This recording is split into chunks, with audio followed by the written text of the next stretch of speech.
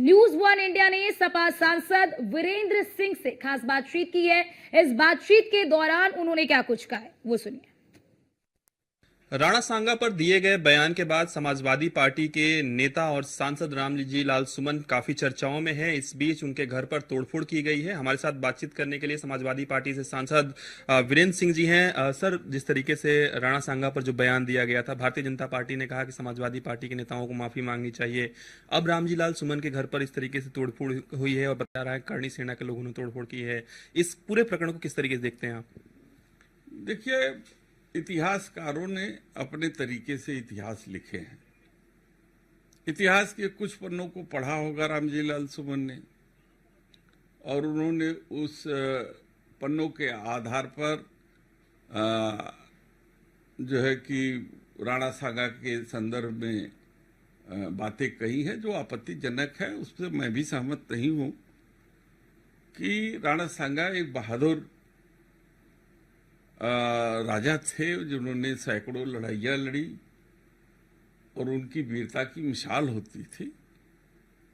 तो ये बातें तो सब लोगों ने कही, हम लोगों ने भी कह दी, लेकिन करणी सेना के लोगों को किसी भी विषय को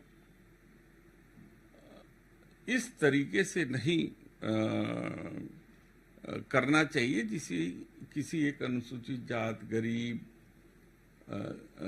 नेता के वो जो है जातिगत आधार पर उन्हें उसे धक्का लगे। राणा सांगा की तारीफ आप कर रहे हैं, कहीं पार्टी लाइन से अलग तो नहीं जा रहे हैं आप? देखिए, बहुत सी चीजें पार्टी लाइन से अलग होती। पार्टी ने तो कभी नहीं कहा था कि आप किसी की बुराई कीजिए।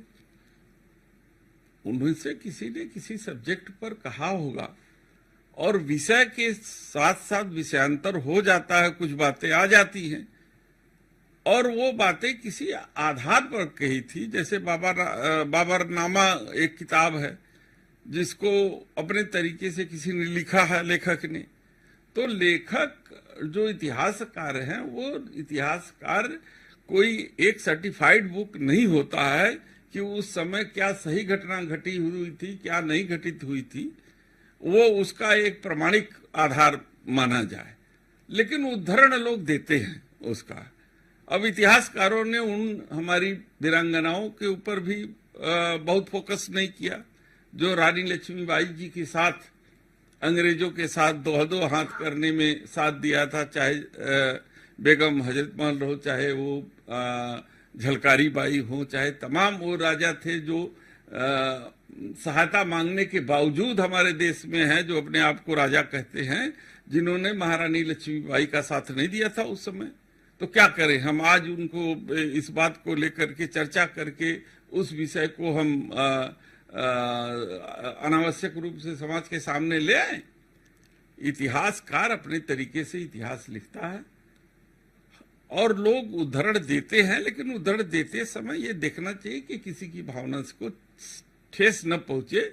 इसका ख्याल चाहे राजनेता हो, चाहे इतिहास का उदाहरण देने वाला कोई भी व्यक्ति हो, उसे ध्यान रखना चाहिए। सीधा और स्पष्ट सवाल पूछते हैं, क्या आप पूरी तरीके से इस बयान को गलत मानते हैं रामजी लाल सुमन के?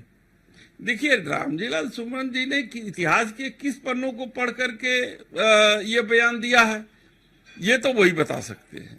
लेकिन जहां तक मैं जानता हूं कि राणा सांगा एक बहादुर राजा थे जिन्होंने अंग्रेजों के खिलाफ बड़ी वीरता से मुसलमानों के खिलाफ बड़ी वीरता से लड़ाई लड़ी थी और कई ऐसी लड़ाइयाँ थी जो कभी हारी नहीं। उन्होंने हमेशा जीत की।